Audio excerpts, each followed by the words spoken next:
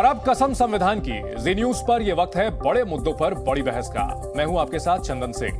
कल शाम जब से आरबीआई ने 2000 के नोटों को वापस लेने का फैसला किया है, 2000 के नोट पर आपके घर में तो चर्चा हो ही रही होगी, सियासी गलियारों में इस पर जबरदस्त घमासान छिड़ा है। 2000 के नोट को चलन से बाहर करने की खबर पर विपक्षी दल सरकार पर भर भर कर निशाना साध रहे हैं। कांग्रेस अध्यक्ष आरोप लगा रहे हैं कि 2016 में नोटबंदी के गलत फैसले पर पर्देदारी की कोशिश की जा रही है। वहीं राजस्थान के मुख्यमंत्री अशोक गहलोत से लेकर छत्तीसगढ़ के मुख्यमंत्री भूपेश बघेल ने 2000 के नोट पर लिए गए फैसले पर सरकार को घेरा है। दिल्ली के मुख्यमंत्री अरविंद केजरीवाल हों या फिर एआईएमआईएम के मुखिया असदुद्दीन ओवैसी, कई दूसरे विपक्षी दलों ने भी आरबीआई के फैसले पर सरकार पर निशाना साधा है। विपक्ष के सवाल हाई हुए तो बीजेपी ने भी जुबानी सुरक्षा चक्र चलाया। बीजेपी नेता सुशील मोदी कह रहे हैं कि आरबीआई का फैसला काले धन पर सर्जिकल स्ट्राइक है। बीजेपी आरोप लगा रही है कि जिनके पास 2000 के नोटों का जखीरा है वही लोग शोर कर रहे हैं और आरबीआई ऐसे फैसले पहले भी लेती रही है। विपक्ष जानबूझकर इसे मुद्दा बना रहा है क्योंकि उनके पास कोई मुद्दा नहीं है। सवाल यह उठता है, आखिर 2000 के नोट पर फैसले का असल सच क्या है?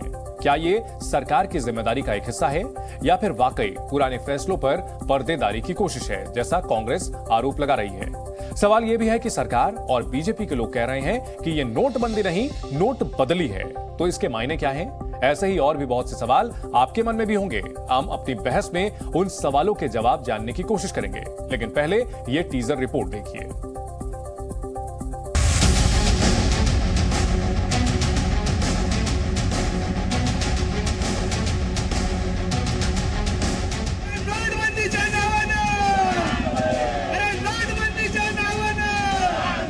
ये नोट बंदी नहीं है, नोट बदली है और 2000 का नोट है जिसका आम जनमानस से कोई बहुत गहरा संबंध भी नहीं है।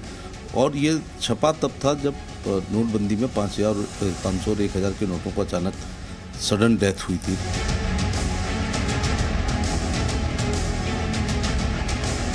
अब आपने बंद किया तो वो बताए कि बंद करने का उनके पीछे मंशा क्या है? क्या फिर ब्लैक मनी बंद करने की मंशा है? फिर करेंसी आ गई, इधर आ गई, क्या वो बताएं वो?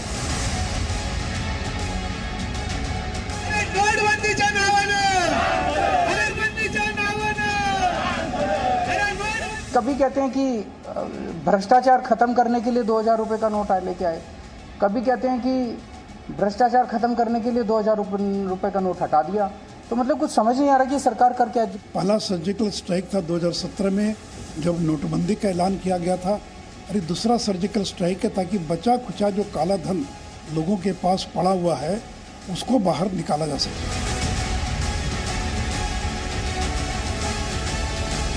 एक तरफ आप नोटबंदी करते हैं, फिर जीएसटी लाते हैं, फिर लॉकडाउन करते हैं।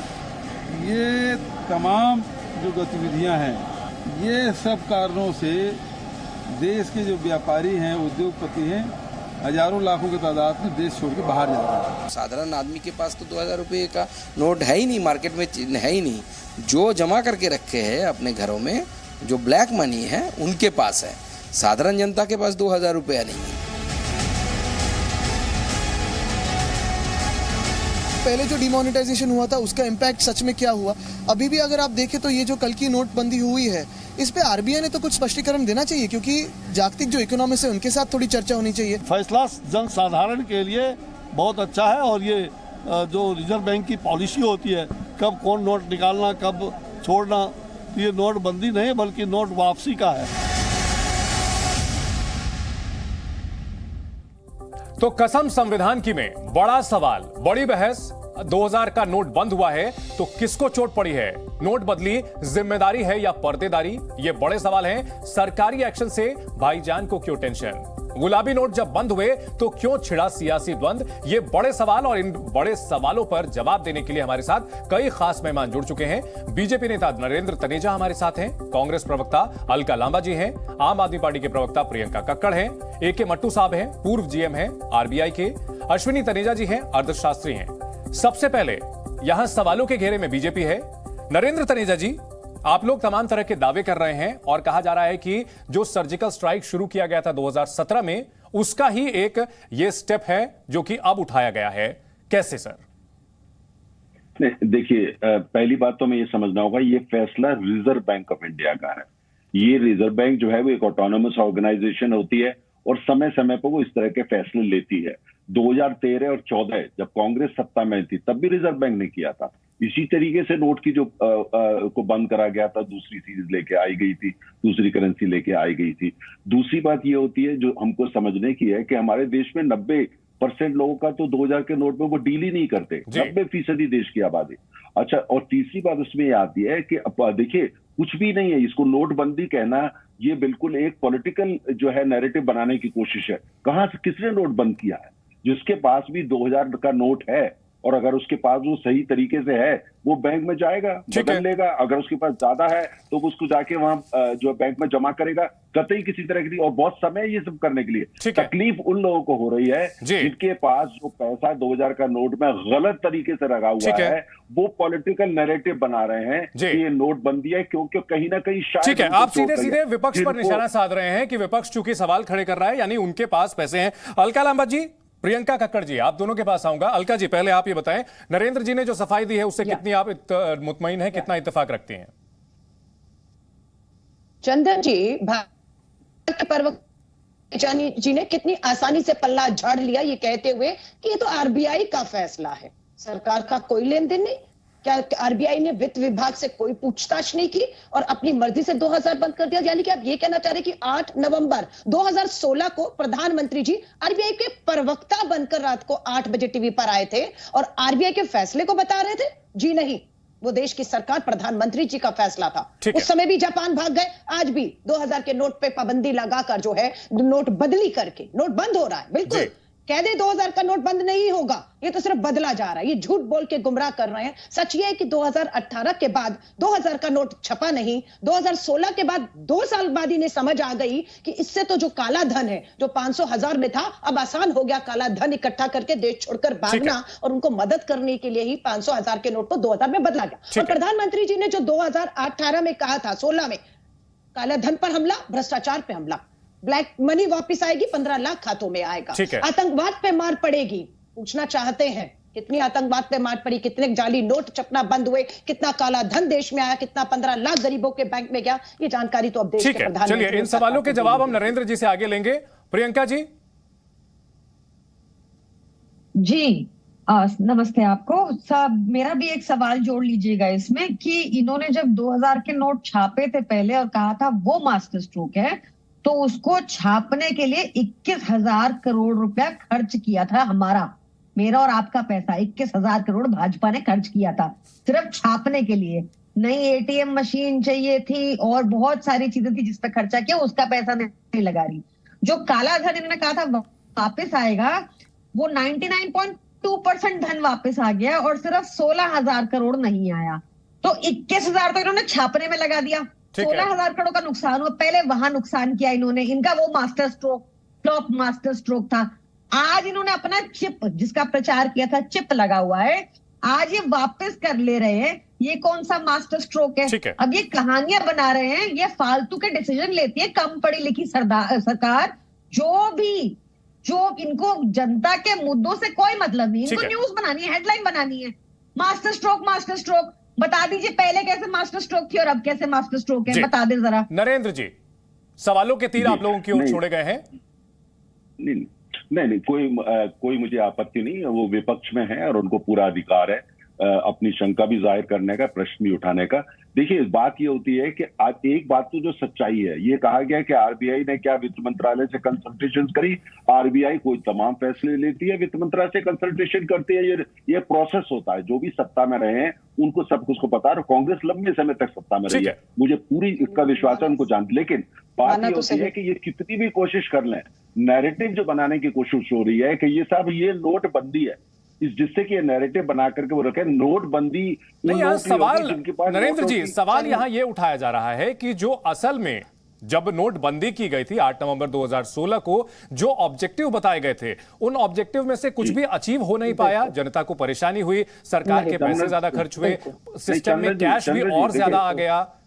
तो ये होलिस्टिक, जैसा कि आरबीआई बता रहा है कि ये होलिस्टिक स्टेप है। दो पॉइंट जी, जितना लंबा प्रश्न है इतना जवाब देने दीजिएगा। देखिए चंदन जी, प्रश्न ये है कि क्या 2016 और आज का भारत, आज हमारी अर्थव्यवस्था लगभग 3.5 ट्रिलियन पहुंची हुई है, जमीन आसमान का। आज हमारी औपचारिक अर्थव्यवस्था जो फॉर्मल इकोनॉमी है उसका आकार बहुत बड़ा है। आज ईमानदारी से जो आपके दर्शक जानते हैं, वो आज मकान या फ्लैट में जाते हैं, जैसे पहले लोग कहते थे 50%, 70% कैश लाइए, आज वो नहीं होता। लेकिन ये बात सच है कि आज भी तमाम लोग हैं वो जो है पैसे का दुरुपयोग कर रहे हैं, कैश में बड़े बड़े डील कर रहे हैं। मैं कोई नाम नहीं लेना चाहता, आपके दर्शक जानते हैं, और वो ही आकर के पब्लिक में हल्ला में। अलका जी और प्रियंका जी दोनों के पास कई सवाल हैं, आपके पास काउंटर क्वेश्चन है, उनके पास मैं लौटूंगा। लेकिन दो मेहमान हमारे साथ और हैं, AK मट्टू साहब हैं, एक्स GM है RBI के, और अश्विनी तनेजा जी हमारे साथ हैं। मट्टू साहब, सबसे पहले तो हमारे दर्शकों को और हमारे जो गेस्ट हैं उनको ये बताएं कि RBI ने ये जो स्टेप लिया है, क्या ये एक्सक्लूसिव एक्शन है, 2016 से हटाकर इसको देखा जाए, या एक प्रक्रिया थी जो चली थी और वो पूरी हो रही है?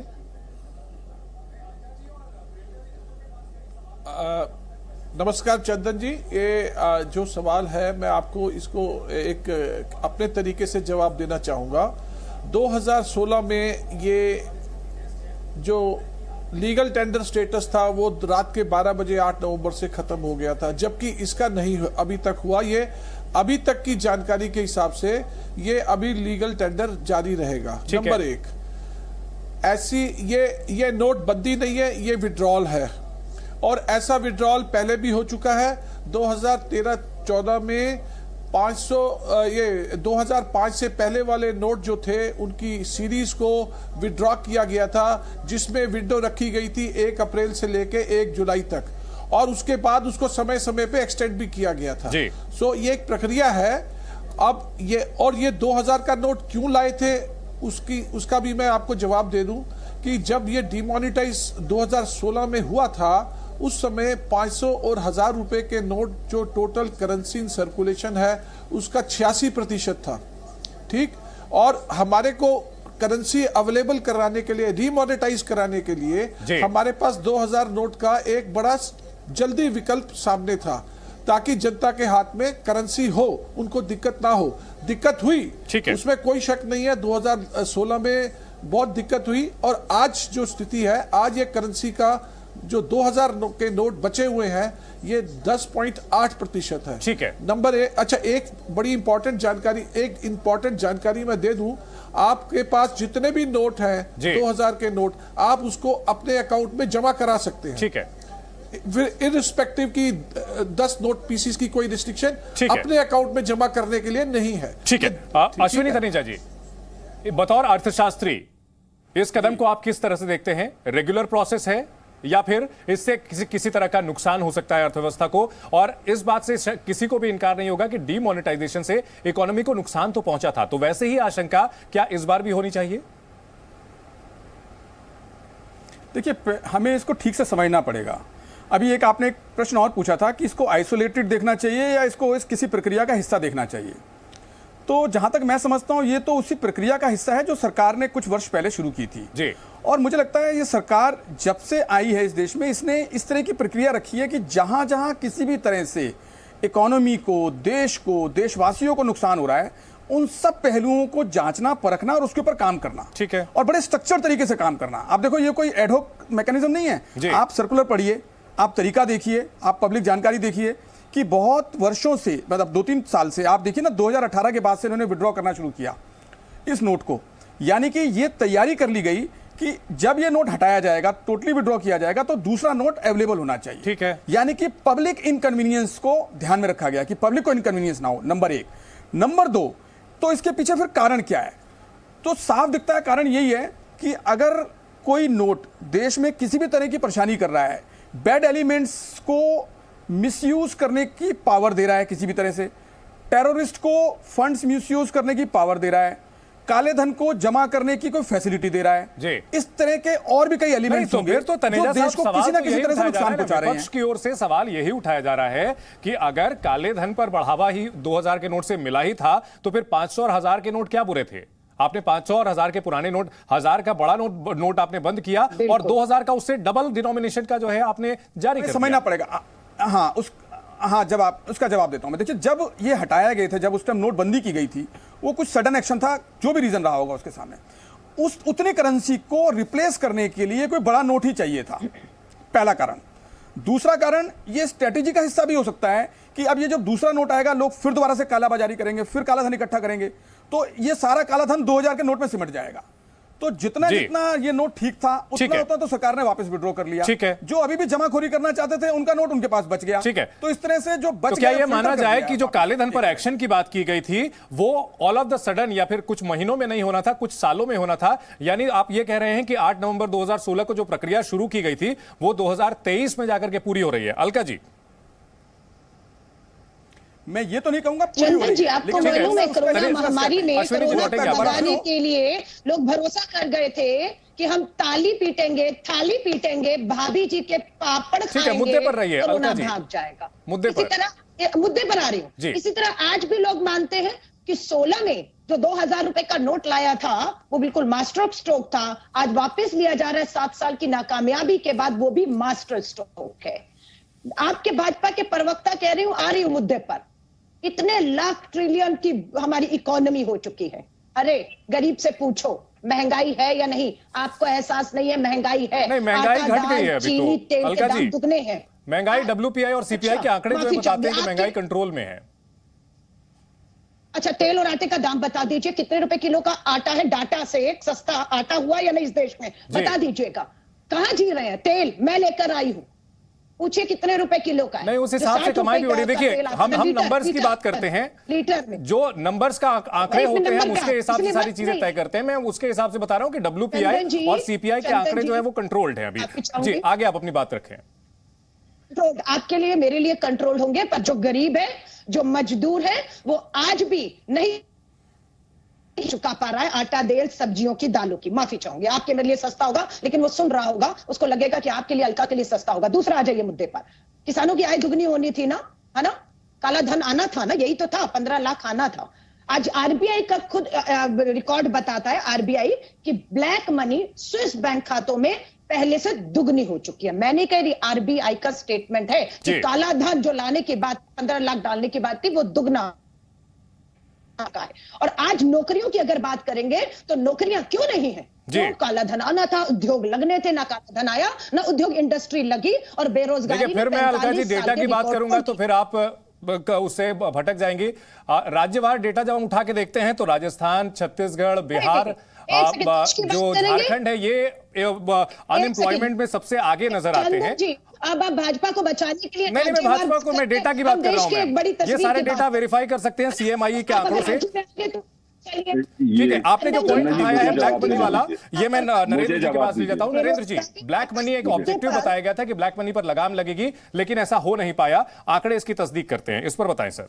नहीं चंदन जी, देखिए अलका जी जो है वो बहस दूसरी तरफ ले जाना चाहती हैं, क्योंकि वो 4 चीजों की बात करते हैं, उनके नेता से लेकर प्रवक्ता तक, और वो इलेक्शन खत्म हो गया लेकिन उनकी बात वो जारी है, विज्ञापन भी जारी कर लिए, सब हम काले धन पर आ जाएं। मुद्दा आज का क्या है? नहीं, मुद्दे पे हम आते हैं। मुद्दा इस पे आते हैं कि 2000 का नोट जो रिजर्व बैंक ऑफ इंडिया ने विड्रॉ किया है, वापस लिया है, वो ग्रेजुअली ये प्रोसेस पिछले 3 साल से चल रहा था। ठीक है, पिछले 3 साल से यह प्रोसेस चल रहा था, और अभी भी जो है उसके लिए आपने देख कई महीने का समय दिया गया है, और जिसके पास पैसे हैं वो बैंक में जाए और बैंक में जाकर के उसको विड्रॉ करे। वो तो क्लियर हो गया सर, वो तो RBI से क्लियर हो गया। यहाँ सवाल ये उठाया जा रहा है कि जो ऑब्जेक्टिव बताया गया था डिमोनेटाइजेशन का, कहीं ना कहीं वो ऑब्जेक्टिव जो है कामयाब नहीं हो पाया। हमको इस बात का ध्यान जी, ब्लैक मनी पर लगाम नहीं लग पाई। चंदन जी, एक लास्ट सवाल इसी पर। नहीं, मेरा देखिए, जो प्रश्न इस बात का है कि किस तरीके से क्या इसको आम आदमी को इससे असुविधा होगी, ये प्रश्न है। आम आदमी की तरफ से कतई किसी तरह की कोई बात नहीं है, क्योंकि उसको कोई असुविधा नहीं होने वाली। ठीक है, आऊंगा आपके पास, आऊंगा सिर्फ बात सुन लेते हैं, उसके बाद आपके पास आऊंगा। बैंक में जाएंगे, जमा करेंगे, KYC आएगा, कोई उनको दिक्कत नहीं है। दिक्कत उन लोगों को है, दिक्कत उन लोगों के जिनके पास शायद ऐसा पैसा पड़ा है और उनको परेशानी हो गई है। वही टेलीविजन पे आकर के जो है भाजपा को कोस रहे हैं, परेशानी हो गई, कभी इधर जाते हैं, कभी उसका नाम लेते हैं, कभी गरीब आदमी का नाम लेते हैं। गरीब आदमी तो कह रहा है वो 2000 के नोट पे डील ही नहीं करता। तो चंदन जी, विषय पे हमको रहना है। विषय ये है, ठीक है अलका जी, एक क्विक कमेंट, उसके बाद मैं प्रियंका जी के पास ये नोटबंदी है, दूसरी बात ये नैरेटिव बनाने की कोशिश है, गरीब आदमी को नुकसान हो गया। ये पॉलिटिकल नैरेटिव बिल्डिंग है। कांग्रेस खासतौर से कांग्रेस पार्टी वो सफल नहीं होंगे, क्योंकि आम आदमी से, गरीब आदमी से कांग्रेस का क्या लेना देना? वो तो अमीरों की पार्टी है, उनका क्या लेने देना? और उनको तकलीफ इसलिए हो रही है कि कांग्रेस के वो अलका जी सारे मुद्दे एक साथ 1 घंटे के डिबेट में समा नहीं पाएंगे, हम मुख्य मुद्दे पर बने रहे। करोड़ों रुपए की इनकम होती है, गमलों में गोभी उगाने, उन लोगों को 2000 रुपए का जो नोट आया है वो शेल कंपनियों में लगा है ना, यही तो हम कह रहे हैं। सरकार ने आप उनकी मदद के लिए लाए, आप ये नहीं बता रहे कि 16 में 2000 रुपए जो लाए, पूरे विश्व के अंदर जहां जहां से महंगाई जो बढ़ है उसके लिए देश काम कर रहा है। ठीक है, एक साथ बोलेंगे तो कुछ समझ में नहीं आएगा, एक सार्थक बहस हो रही है।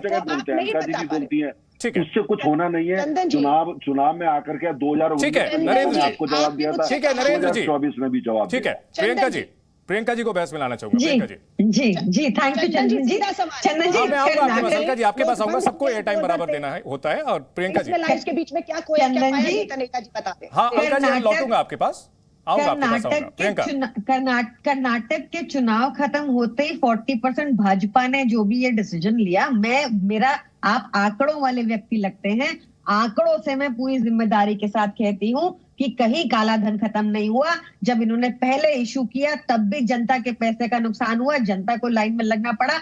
आज भी एक अनप्रोडक्टिव डिसीजन है, इससे कोई काला धन खत्म नहीं हुआ। हाई नेटवर्थ इंडिविजुअल इंडिया छोड़ के चले गए। आप आंकड़ों की बात कर रहे थे, आंकड़ों में ये है कि आज अगर आप 25,000 रुपया महीना कमाते हैं तो आप देश के टॉप 10% में आते हैं। ये economic advisor to the PM की रिपोर्ट है इसी साल मार्च की।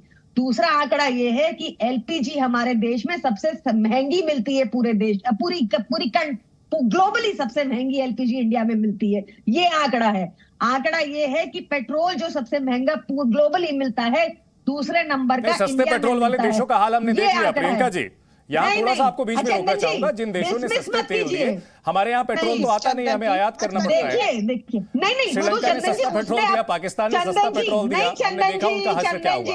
चंदन जी आपने देखा जब क्रूड ऑयल की कीमत, एक सेकंड मेरी बात प्लीज करने दीजिए, जब क्रूड ऑयल की कीमत नेगेटिव में थी पूरे देश में, आपको पेट्रोल यहाँ पे 100 पार मिल रहा था। चंदन जी ये भी एक आंकड़ा है 2020 का। तो ये आंकड़ों की बात कर रहे हैं, तो मैं आपको बहुत स्पष्ट जिम्मेदारी से कह रही हूँ, अनप्रोडक्टिव गवर्नमेंट है। इन्होंने ना पहले काला धन खत्म किया, ना आज खत्म किया। पॉलिटिकल क्लास की ओर से जो सवाल उठाए जा रहे हैं, जो इकोनॉमिक क्लास होता है, जो कि अर्थशास्त्री होते हैं, वो इस पर बेहतर तरीके से जो सवाल उठाए गए हैं उस पर जवाब दे पाएंगे। मट्टू साहब, अभी जो ऑफिशियल आंकड़ा आया है उसमें 3.62 लाख करोड़ रुपए बताया जा रहा है कि 2000 रुपए के नोट के तौर पर अभी मार्केट में है। तो क्या यह माना जाए कि इसमें ब्लैक मनी हो सकती है? जिस ब्लैक मनी को खत्म करने का वादा नवंबर 2016 में किया गया था, वो अब जाकर के इसमें एलिमिनेट हो सकता है, इस तरह की उम्मीद की जाए? देखिए, जो ब्लैक मनी का जो आंकड़ा है उसका कोई निश्चित जानकारी अभी तक पब्लिक डोमेन में नहीं है। सरकार के पास हो तो मैं कह नहीं सकता, पर अभी जो छापे पड़े हैं रिसेंट पास्ट में, उसमें ज्यादातर जो धन पाया गया है वो 2000 के नोटों में ही था। ठीक, पर अब हम इसके बेसिस पे हम अपना कोई ओपिनियन बना लें, ये मैं कह नहीं सकता। ये तो वक्त बताएगा कि कितने नोट वापस आएंगे, क्या आएंगे। और क्योंकि इसमें ये डीमोनेटाइज अभी हुए भी नहीं है, हो सकता है जेन्युइन भी हो लोगों के, ऐसा कोई जरूरी नहीं है जी।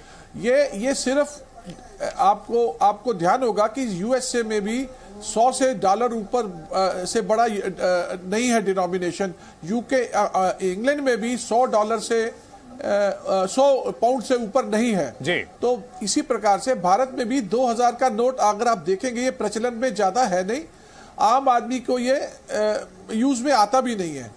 और मैं आपको ये कह सकता हूं, काला धन हो या इसमें राजनीतिक जो भी इसमें ओपिनियन है, उसको अगर मैं 2 मिनट के लिए नजरअंदाज कर दूं जी, उसको नजरअंदाज करते हुए मैं ये बात कहना चाहूंगा कि 99.9% लोगों को इस फैसले से, आज के फैसले से तकलीफ नहीं होगी। ठीक है, तो 0.01% लोग 2016। ठीक है, 0.01% लोग, अश्विनी तनेजा साहब, जिनके पास ब्लैक मनी होगी, उनको इस फैसले से टेंशन लेने की जरूरत है, वो बर्बाद हो जाएंगे। देखिए, हम पहले समझते हैं कि 3 स्टेप्स में डिवाइड करते हैं इसको। सबसे पहला स्टेप ये है कि जो 10 नोट बदलने की प्रक्रिया है वो बड़ी सुगम है, उन लोगों को तकलीफ नहीं होगी जिनके पास इतना थोड़ा सा पैसा है। कुछ लोगों के पास इससे थोड़ा ज़्यादा पैसा होगा, यानी कि जिन्होंने कुछ विड्रॉ कर रखे हैं, अपने पास कैश की कुछ सेविंग्स इकट्ठी हैं, वो अपना बैंक में जाएं और डिपॉजिट करें, और पूरा का पूरा डिपॉजिट अनलिमिटेड एक्सेप्टेड है, 4 महीने का समय है, और आपके पास दूसरा कैश अवेलेबल है, आप बैंक में डिपॉजिट कीजिए, विड्रॉ कर लीजिए। ठीक है। अब बात आएगी कि जहां पर बियॉन्ड प्रोपोर्शंस किसी के पास पैसे हैं, तो अब उनकी परेशानी को सोचकर सरकार नोट बदली ना करे, अगर इससे देश की अर्थव्यवस्था को मदद मिलती हो, तो ये तो कोई उचित तर्क नहीं है। अगर इस तरह का तर्क दिया जा रहा है तो ये तर्क दिया क्यों जा रहा है, मुझे ये समझ नहीं आ रहा है कि इसमें परेशानी क्या है। क्योंकि 4 महीने का समय दिया है, बैंक नोट चेंज करने का टाइम दिया है, बाकी 1000 के और बाकी 500 रुपए के नोट, 100 रुपए के नोट चल ही रहे हैं, तो इसमें परेशानी वाली बात क्या है, इसको क्यों इतना बड़ा बनाया जा रहा है। अगर आपके पास नोट हैं, आप बदल लीजिए, आप नहीं बदल सकते तो आपने ऐसा नोट रखा ही क्यों इस तरह के। तो ये इसलिए इसमें कोई भी तर्क युक्त बात नजर नहीं आ रही है। ठीक है, अलका जी, आपने हमारे जो दोनों आरबीआई के पूर्व अधिकारी और अर्थशास्त्री हैं, न्यूट्रल हैं, ये इनकी बातें आपने सुनी। 2000 का नोट बदलना एक सामान्य प्रक्रिया का हिस्सा है, इसमें सियासी एंगल ढूंढने की कोई जरूरत नहीं है, इनका यह कहना है।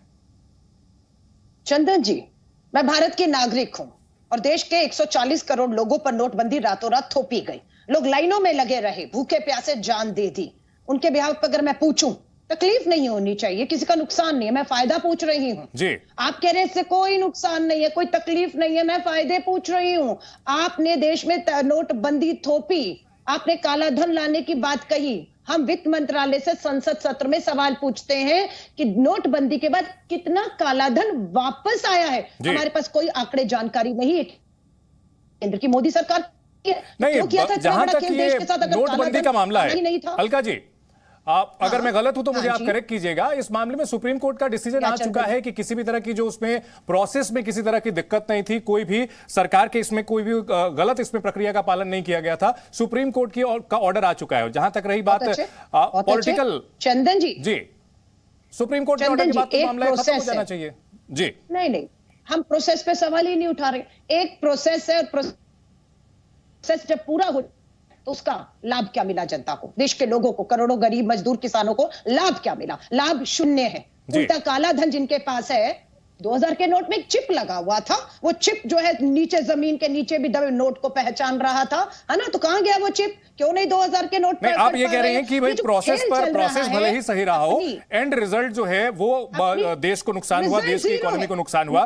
प्रियंका, ना आतंकवाद पे चोट हुई, ना जाली नोटों पर चोट हुई, ना काला धन आया। उल्टा हुआ ये है कि देश के एमएसएमईज, उद्योग धंधे बंद हो गए। ठीक है, बेरोजगारी बढ़ी है, अर्थव्यवस्था हमारी नीचे आई है, रुपया डॉलर। आप कह रहे थे महंगाई नहीं है, मेरी एक साथी ने बता दिया कि आज भी पेट्रोल और डीजल की कीमतें, एलपीजी गैस सिलेंडर की कीमतें 1200 हैं। चंदन जी, आप मेरे लिए महंगा नहीं होगा, पर हम अपनी और आपकी बात नहीं कर रहे, हम देश के करोड़ों गरीब मजदूर किसानों की बात कर रहे हैं। उनके लिए 100 रुपए से ऊपर पेट्रोल डीजल नहीं, उसके लिए मैंने बताया कि भाई जिन देशों में आयात करके भी सस्ता दिया जा रहा था, उन देशों की हालत हमने देखी है। पाकिस्तान और श्रीलंका जैसे देश जो आर्थिक बदहाली की राह पर चले गए हैं, उनकी आबादी भारत की दहाई के बराबर है जी। के भाजपा के प्रवक्ताओं पर छोड़ दीजिए। नहीं, ठीक है, आप ये मत डिसाइड कीजिए ना अलका जी, मैं क्या बोलूंगा ये आप मत डिसाइड कीजिए। Don't put your words in my mouth Alka ji. मैं सिर्फ डेटा की बात कर रहा हूं, फैक्ट की बात कर रहा हूं, ओपिनियंस की नहीं। ओपिनियन पॉलिटिकल लीडर्स का होता है। हमें अपने गिरबान में झांकना है। हमने जी अपने नहीं, आपने जो बातें कही, मैं उसमें सिर्फ आंकड़ों की बात कर रहा हूं। ठीक है, रेट बदली में उलझा कर रखा हुआ है जी। कितने लोग जेल गए, किससे कितना काला धन पकड़ा गया, साथ में नाम बताएं। मैं ठीक है, वो मुद्दा मैंने उठाया, वो मुद्दा मैंने पूछा। प्रियंका, इसमें आप अपनी बात ऐड करें, उसके बाद नरेंद्र जी के पास जाऊंगा मैं। प्रियंका, ठीक है, प्रियंका जी को बहस में लाते हैं जी। मैं आऊंगा नरेंद्र जी, आपके पास एक साथ आऊंगा, दोनों को जवाब आप दे दीजिएगा। 15 मिनट से फिर क्या बहस कर रहे हैं आप? ठीक है अलका जी, आपने अपनी बात रख दी, अब जवाब लेते हैं। ठीक है, नरेंद्र जी जवाब दीजिए। चंदन जी, देखिए, प्रश्न इस बात का होता है, इन्होंने कहा कि क्या फायदा हुआ, क्या नुकसान हुआ। सबसे बड़ा फायदा ये हुआ, 2014 से पहले का कोई अखबार उठा करके दर्शकों को दिखा दीजिए, किसी भी सुबह का क्या होता था? Scam, scandal, black money. Congress ने पूरे देश का दुनिया में नाम काला कर दिया था। इतने स्कैम स्कैंडल ये करते थे, इतने करते थे कि देश की तरक्की रुक गई। देश का गरीब आदमी जो है उसका अलका जी आपने अपनी बात रखी, अब नरेंद्र जी का जवाब ले लीजिए ना। अलका जी आपने अपनी बात रखी, वो चुप से सुन रहे थे, अब आप जवाब ले लीजिए। ये सड़क छाप है। अलका जी इनका यूएसपी होगा। सार्थक बहस में आप अपना पॉइंट रखते हैं, उसके बाद फिर जवाब भी सुनने का हमें धैर्य रखना चाहिए। धैर्य रखिए, संयम और अलका जी ठीक है ना, बात सुन लेते हैं, उसके बाद आप आपके पास जो काउंटर क्वेश्चन होंगे वो भी हम लेंगे। ठीक है नरेंद्र जी। नहीं करता, आप बोली, मैंने सुना, अब मैं बोल रहा हूँ, आपको सुनना चाहिए अगर आप राजनीति में हैं। जी नरेंद्र जी आप अपनी बात पूरी करें। सुनना सीखिए। इन्होंने क्या आरोप लगाए, इनके समय में क्या देखिए, ये अलका जी लगातार बोलते रहना बहस का तरीका नहीं है। लगातार बोलती रहेंगी, इनका शक्ल देखिए, गुस्सा कितना आ रहा है। नहीं ठीक है। इनके समय में 2014 तक भ्रष्टाचार हर अखबार में, हर चैनल पे सालों साल भ्रष्टाचार भ्रष्टाचार, ये स्कैम ये स्कैम, ये कांग्रेस थी, थक गए थे लोग, हमने उसको बदल दिया। अलका जी हमारा ये है, डीमोनेटाइजेशन जो बचा खुचा रावण था, जो आप लोगों ने खड़ा किया था, हमने उसको ध्वस्त किया, हमने ध्वस्त। और यही आपकी पीड़ा है, यही आपकी पीड़ा है कि ईमानदारी कैसे आ गई, करप्शन को हमने उससे यद्दु कैसे आज करके हम आप करप्शन वापस लाना चाहते हैं। आप 2014 से का दौर, वो काला युग जिसमें चारों तरफ स्कैंडल स्कैम होते हैं, आप उसको वापस लाना चाहते हैं। आपकी पीड़ा के साथ जनता नहीं है, गरीब नहीं है, किसान नहीं है, क्योंकि आप नरेंद्र जी ठीक है, चलिए आप वो 2016 तक जा रही थी, आप 2014 से पहले चले गए, लेकिन इन सब के बीच कहीं ना कहीं नरेंद्र जी वो काल वापस नहीं आएगा, क्योंकि जनता नहीं चाहती। ठीक है नरेंद्र जी, यहाँ जो मौजूद सवाल थे, जो कि इससे मुद्दे से जुड़े हुए सवाल थे कि डिमोनेटाइजेशन को लेकर ये जो ऑब्जेक्टिव बताए गए थे, उन ऑब्जेक्टिव्स में फुलफिल नहीं हो पाया। इसको लेकर के कहीं ना कहीं जो विपक्ष के सवाल उठते हैं, वही सवाल जो है जनता के मन में भी उठते हैं। चंदन जी हाँ बिल्कुल आपकी बात। देखिए सबसे बड़ा जो जिस समय डिमोनेटाइजेशन हुआ था उसका ये था कि पूरी जो संस्कृति पैरेलल इकोनॉमी की है, अनौपचारिक अर्थव्यवस्था की, जो उस संस्कृति के ऊपर हमला किया जाए, और उस हमले में आज हम नहीं, देश और देश का जनमानस, देश का गरीब, देश का किसान, देश का मजदूर, देश का ईमानदार आदमी 80% सफल हुआ है। 80% सफल हो गया। आम आदमी देश सफल हुआ है, हम दावा नहीं करते, लेकिन वो 20% जो रह गया है, ये चाहती है कांग्रेस पार्टी और उसको वापस लाए, एम्प्लीफाई करके। ठीक है प्रियंका जी बीजेपी की ओर से दावा किया जाता है कि इकोनॉमी को फॉर्मलाइज करने की कोशिश की गई थी डिमोनेटाइजेशन के जरिए, और यही वजह है कि जब दुनिया के अधिकतर जो देश हैं वो आर्थिक संकट से जूझ रहे हैं, ऐसे वक्त में भारत जो है एक ब्राइट स्पॉट बना हुआ है। और ये बातें इंटरनेशनल एजेंसीज जो है वो भी कहती हैं, IMF हो या तमाम दूसरी एजेंसीज जो है इस बात को कहती हैं, और बीजेपी इसे प्राइड ऑफ मतलब बैज ऑफ ऑनर की तरफ पेश करती है। बताएं चंदन जी फिर एक बहुत डिफरेंट बहस हो जाएगी, क्योंकि फिर हमें पर कैपिटा इनकम की बात करनी पड़ेगी, परचेज पावर पैरिटी की बात करनी पड़ेगी। वो सब आंकड़े इसमें शामिल नहीं होते जो आप गिना रहे हैं, ये आप भली भांति जानते हैं। और ये आंकड़ा हमारे देश का ही है, जो economic advisor to the PM, जो मैंने पहले भी कोट किया, economic advisor to the PM ने मार्च में पीएम साहब को लिखित में दिया कि अगर आप 25,000 रुपया महीना आज कमाते हैं तो आप देश के टॉप 10% में आते हैं। ये आंकड़ा भाजपा का ही है कि नहीं, देश की अर्थव्यवस्था अच्छी स्थिति में है या नहीं। बीजेपी का यह कहना है कि शॉर्ट टर्म पर भले ही उस वक्त नुकसान हुआ, लेकिन लॉन्ग टर्म में इकोनॉमी को फायदा हुआ। जीएसटी को लेकर विपक्ष सवाल खड़े करता है बार बार, जीएसटी में रिकॉर्ड कमाई जो है महीने दर महीने देखने को मिल रही है, ये तो आंकड़े कहते हैं। मुझे बहुत डाउट है कि इनके अंडर इकोनॉमी प्रोडक्टिव है कि नहीं है, क्योंकि देखिए इनके पास अभी ना 16 स्टेट हैं जिसमें से 8 खरीदे हुए हैं। एक भी स्टेट इनसे पूछ लीजिए जो मुनाफे में हो और लोन ना ले रखा हो। अगर हमारी इकोनॉमी अच्छा कर रही है तो इन्होंने $151 बिलियन का वो तो लोन सब लेते हैं, लोन लिया है। वो तो लोन अमेरिका ने भी ले रखा है, जापान ने भी ले रखा है। वो तो डेट टू जीडीपी अलग मसला हो जाएगा, लेकिन इकोनॉमी की स्थिति अभी ठीक है।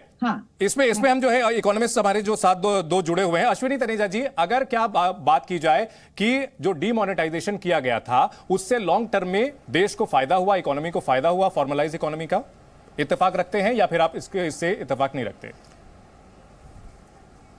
देखिए मैंने जो शुरू में आपसे एक बात कही थी उस बात को हम नजरअंदाज ना करें कि एक प्रक्रिया शुरू हुई आज हम उस प्रक्रिया की वजह से यहां तक पहुंचे हैं कि हम अब ये सोच पा रहे हैं कि अगर हम ये स्टेप लेते हैं तो it will be really a determinative factor कि जितना काला धन अब इकट्ठा हो गया है वो सारा फिल्टर हो जाएगा। हम ये नहीं मान सकते कि इतने डिकेड्स से, पिछले कितने आज़ादी के बाद से 7 डिकेड्स निकल गए और एक ही बार में सारा काम ये क्लीन हो जाएगा, तो ये तो एक्सपेक्ट करना गलत था। हाँ, हम ये जरूर कह सकते हैं कि अब क्या सरकार ने जो सोचा है, क्या वो राइट डायरेक्शन में सोचा है? क्या इसका फायदा होगा? क्या वाकई अब हम सही डायरेक्शन में जा रहे हैं? क्या ऐसा तो नहीं होगा फिर दोबारा एक तीसरी बार नोटबंदी की जरूरत पड़ेगी? तो क्योंकि अगर बार बार भी नोटबंदी करते हैं तो इससे भी क्रेडिबिलिटी शेक हो सकती है जी। लेकिन एक बात और जानना जरूरी है साथ में इसके कि हमें इतने बड़े नोट की जरूरत क्यों है। अब आज जब हम टेक्नोलॉजी का यूज कर सकते हैं तो आज जो भी पेमेंट्स हैं 500 या 100 रुपए से ऊपर की पेमेंट्स आज डिजिटली हो सकती है, रेमिटेंस हो सकती है, तो इतने बड़े नोट की जरूरत है क्यों? ठीक है, सही मायने में, क्योंकि अब तो घर घर ये सारी सुविधा पहुंच गई है, बैंक सब जगह पहुंच गए हैं। हालांकि एक बात मैं ऑन करना चाहूंगा, बीच में एक बात उठी थी कि यूएसए में तो $100 तक का ही है बस, तो वो 100 के आंकड़े को आप 100 रुपए से ना कंपेयर करें। यहां मैं थोड़ा सा करेक्शन करना चाहूंगा क्योंकि वैल्यू से कंपेयर करें। हाँ, 100 रुपए की वैल्यू हमारे भारतीय रुपए के हिसाब से 8,000 रुपए के लगभग पड़ती है जी, तो 8,000 रुपए के करीब पड़ती है। तो यानी कि अगर इंटरनेशनल स्टैंडर्ड को देखा जाए तो 8,000 रुपए तक का नोट चलता है। रशिया में 5,000 रुपए तक का नोट, ठीक है, तो इसका मतलब 5,000, 8,000, 10,000 रुपए तक का नोट चलता है। पर क्या हम मैच्योर्ड हैं? नहीं, क्या हम जो है ब्लैक मनी इकट्ठा करना या ब्लैक मनी जमा करना मुश्किल हुआ है पहले के मुकाबले? क्या डिमोनेटाइजेशन के बाद जो मान लीजिए अगर लॉन्ग टर्म ऑब्जेक्टिव ही रखा गया था तो क्या ऐसा हुआ है वाकई? मैं ये कहूंगा कि हम उस लॉन्ग टर्म ऑब्जेक्टिव की तरफ ही बढ़े हैं। ठीक है, कितना अचीव हुआ है, कितना नहीं हुआ है, वो सारी बातें हमारे सामने हैं, मैं बार बार रिपीट नहीं करना चाहता। ठीक है, कितना आगे अचीव होगा, एक कदम, एक सॉलिड कदम है, ये उसी डायरेक्शन में लिया गया है। अब लोग इसके भी तरीके निकाल लें तो एक अलग बात है, ठीक है, पर एक कदम उसी डायरेक्शन में रखा गया है और ये सिर्फ काले धन की तरफ नहीं है। ठीक है, हमें और भी पहलू नजरअंदाज नहीं करने चाहिए, जो मैं बार बार बोल रहा हूं, जो बैड एलिमेंट्स हैं, जो हमारे देश को, हमारे समाज को नुकसान पहुंचा रहे हैं, चाहे वो ड्रग पेडलिंग है, चाहे वो टेररिज्म है, चाहे वो और कई सारी इस तरह की चीजें हैं, हमें उनको भी ध्यान रखना पड़ेगा कि उनको भी कंट्रोल करने का एक ये मैकेनिज्म है। तो ये जो 2,000 रुपए का नोट बंद करने का फैसला लिया गया है उस पूरे प्रोसेस का हिस्सा है। मट्टू साहब, क्या इकोनॉमी फॉर्मलाइज होने से इसको अर्थव्यवस्था को फायदा हुआ है? और ये जो कदम जैसा बताया जा रहा है कि पूरा प्रोसेस था, लंबा चला है, लॉन्ग टर्म गोल है, तमाम बातें जो सरकार की ओर से कही जा रही हैं, क्या वाकई ऐसा है? ठीक है, मट्टू जी के पास हम थोड़ी देर में उनसे जुड़ेंगे। नरेंद्र जी, यहां घूम फिर करके जो बार बार सवाल यही खड़े किए जाते हैं, विपक्ष की ओर से बार बार कहा यही जाता है कि नोटबंदी के दौरान जो बातें आपने कही थी वो पूरी नहीं हो पाई। जितने नोट सर्कुलेशन में थे वही वापस लौट आए थे। ब्लैक मनी की बात जो है उस पर भी कोई बहुत ही क्रेडिबल डेटा नहीं है। दूसरा, फेक नोट को लेकर के भी कहा जाता है कि आंकड़े साल दर साल ये बताते हैं कि बहुत ज्यादा फायदा नहीं हुआ। तो कहीं ना कहीं एक जो है ये जिम्मेदारी और पर्देदारी का सवाल इसीलिए खड़ा किया जाता है। देखिए, पहली बात तो यह है चंदन जी, हमको समझना होगा कि जो एक संस्कृति देश में थी, सोच थी, ये थी जिसमें इनफॉर्मल इकोनॉमी, कैश को बोरियों में लेके जाना, मकान खरीदना, बोरियों में पैसे लेके जाना, वो सारी संस्कृति के ऊपर भारी चोट आई है। मैं ये नहीं कह रहा कि 100% खत्म हो गया। कैसे आई है सर? अभी हम जो है अलग अलग राज्यों में तस्वीरें देखते हैं। अब मैं पार्टी पर नहीं जाऊंगा, लेकिन किसी पार्टी के नेता के घर पर जो है फ्लैट में बोरे में नोट भर के रखा रहता है। कुछ और सत्ताधारी पार्टियां हैं, उनके भी विधायकों के पास पैसे पकड़े जाते हैं। अगर चोट हुई थी तो फिर गद्दे में नोट, बोरे में नोट कहां से आ जाते हैं सर? अगर मेरे से आपने सवाल पूछा है तो मुझे जवाब देने का मौका जी बिल्कुल, आप ही से सवाल पूछा। ये जो आपने कहा ऐसी तस्वीरें देखने को आती हैं, आपने बिल्कुल सही फरमाया है, लेकिन उसके अंदर भारी कमी है। जो आज अगर कोई आदमी ये काम करता है कि 100% पैसा या बोरियों में भर के दे रहा है, या उसकी जमाखोरी कर रहा है, या होर्डिंग कर रहा है, जो 2000 होर्डिंग हो रही थी, 2000 नोट की भारी होर्डिंग हो रही थी, ऐसी खबरें थी रिजर्व बैंक के पास। तो इसीलिए इस कदम को और जो है तेजी से लेकर के आया गया है। लेकिन उसमें बड़ी कमी है पहले के मुकाबले उसके अंदर 80% की कमी है। हमने ये नहीं कहा हम, लेकिन हमको चंदन जी ये ध्यान देना होगा कि कुल मिला के प्रियंका जी ने बात करी, प्रियंका जी बात कर रही थी पर कैपिटा की and all that. Priyanka ji आबादी भी बड़ी है। दिल्ली का आपका पहले रेवेन्यू कितना होता था, आज कितना है? आज इतना बड़ा रेवेन्यू होता है तभी तो आप 50 करोड़ का महल खड़ा कर सकते हैं ना, पहले सोच सकते थे। मुद्दे पर रहे सर, एक स्टेट बताइए जिसमें चंदन जी, ठीक है, ये भी पूछा था मैंने। चंदन जी, हाँ प्रियंका जी आप जवाब दें, उसके बाद फिर मैं अलका जी के पास जाऊंगा। मुझसे उन्होंने जवाब नहीं पूछा कोई, मैं उनसे क्वेश्चन कर रही हूँ कि मुझे अभी भी उन्होंने एक स्टेट नहीं बताया जो प्रॉफिट में हो भाजपा का। नहीं, स्टेट कोई भी प्रॉफिट में नहीं है मैम, कोई भी स्टेट प्रॉफिट में नहीं है। आपके इकोनॉमी कैसे अच्छा कर रही है? वो सारे स्टेट डेट में चलते हैं, अच्छा कर रही है, बजट हमेशा डेफिसिट में रहता है। कैसे अच्छा कर रही है? ठीक है अलका जी चंदन जी, मैं इनके सवाल का जवाब भाजपा के प्रवक्ता ये कह रहे हैं कि पहले 2 बोरों में पैसे जाते थे, 1000 रुपए का जब नोट था हमने उसको 2000 में बदल दिया और 2 बोरों के अब 1 बोरो में पैसे जाते। ये नोटबंदी से इन्होंने किया। पूछेगा, इतिहास का सबसे बड़ा घोटाला नोटबंदी घोटाला है। पूरे देश में हर जिले में 500 मुख्यालय नोटबंदी से नहीं, ये अलका जी इसके पीछे कुछ जो है आपको धन का इस्तेमाल करके आप जो बातें कह रही हैं इसके पीछे कुछ क्रेडिबल डेटा एविडेंस कुछ बताएंगे? गमलों के अंदर गोभी उगा के करोड़ों उगाते थे। आपके वो व्यक्ति जो वित्त मंत्री है वो ये काम कर चुके हैं, इसलिए आपकी संस्कृति है। ये कहते हैं कि बोरों में जाते थे, आज भी बोरों में जा रहे हैं, पर पहले ये था कि इनके मुताबिक 2 बोरों में जाते थे क्योंकि 1000 सबसे बड़ा नोट था। फिर इन्होंने 2000 बना के वो बोरों में ले जाने वालों के लिए देश छोड़कर भाग। ईमानदारी का अब तो बोरों में ले जाने वालों को नुकसान पहुंचा रहे हैं ना 2000 का नोट बंद करके, तो अब तो तारीफ कर दीजिए आप लोग। ठीक है, आपको जो वेस्ट ऑफ टाइम डिसीजन है ये, waste of time, unproductive decision कम पड़ने की सरकार का। कोई फायदा नहीं हुआ पहले, कोई फायदा नहीं होगा अब। आपके नेताओं को क्यों नैरेटिव बिल्ड कर रहे हैं नोटबंदी, क्यों कर रहे हैं? आज गुजरात में लोग चुनाव खत्म हो गया, पैसे की नीड नहीं है। 2000 रुपए आप बांट रहे थे कर्नाटक में। ठीक है, मट्टू साहब यहाँ पर रिस्पॉन्ड करना चाहते हैं। मट्टू साहब आपसे मैंने एक सवाल पूछा था कि ठीक है पॉलिटिकल क्लास एक दूसरे पर अटैक करता है, ये लाजमी है जी। मैं चंदन जी आपको ये बता दूं, आपने मेरे से सवाल किया था कि इस डीमोनेटाइजेशन के बाद फॉर्मलाइजेशन इंक्रीज हुआ था इकोनॉमी का कि नहीं। ये बात ठीक है कि देखिए 2014 से पहले डिजिटल ट्रांजैक्शन ज़्यादा नहीं थी। जब ये डीमोनेटाइजेशन आया 2017-18 में 2071 लाख करोड़ ट्रांजैक्शन में 1962 तक अमाउंट इन्वॉल्व था जो डिजिटली हुआ। ये आंकड़ा बढ़कर 2021-22 में 8,840 करोड़ रुपया 8,840 करोड़ ट्रांजैक्शन हो गई और जिसमें अमाउंट है 3,021 लाख करोड़ जी, 3,021 लाख करोड़। ठीक है, नेटवर्क गायब हो जा रहा है, कुछ दिक्कत आ रही है, लेकिन यह भी सच है जो बातें कह रहे थे मट्टू साहब। निश्चित तौर पर इसमें आजकल डिजिटल ट्रांजैक्शंस काफी ज्यादा बढ़े हैं। लोग कैश नहीं निकालते, पूरा का पूरा काम उनका यूपीआई और दूसरे जो वेबसाइट्स हैं उनके जरिए उनका काम चल जाता है। लेकिन कहीं ना कहीं विपक्ष के पास आज भी डीमोनेटाइजेशन एक ऐसा मुद्दा है, कई सवाल उससे ऐसे हैं जो कि सरकार जवाब नहीं दे पाती। हालांकि सरकार को जो सवाल उठाए गए थे सुप्रीम कोर्ट की ओर से, इस मामले में कहा गया था कि इसमें पूरी प्रक्रिया का पालन किया गया था। सरकार ने वित्त मंत्रालय और आरबीआई के बीच पूरे तालमेल के साथ नोटबंदी को लागू किया था, यानी उसकी वैधता को लेकर के कोई भी सवाल खड़े नहीं होते। इस बार आरबीआई की ओर से क्लेरिफिकेशन पूरा दिया गया है कि अब 10% जो है वो सिर्फ सर्कुलेशन में 2000 के नोट हैं, लिहाजा उन्हें अब हटाने का समय आ चुका है और ये एक तय प्रक्रिया है, इसमें कोई भी राजनीति नहीं है। बहरहाल बहुत शुक्रिया हमारे सभी मेहमानों का इस बहस में शामिल होने के लिए, कसम संविधान की में अपनी बात रखने के लिए।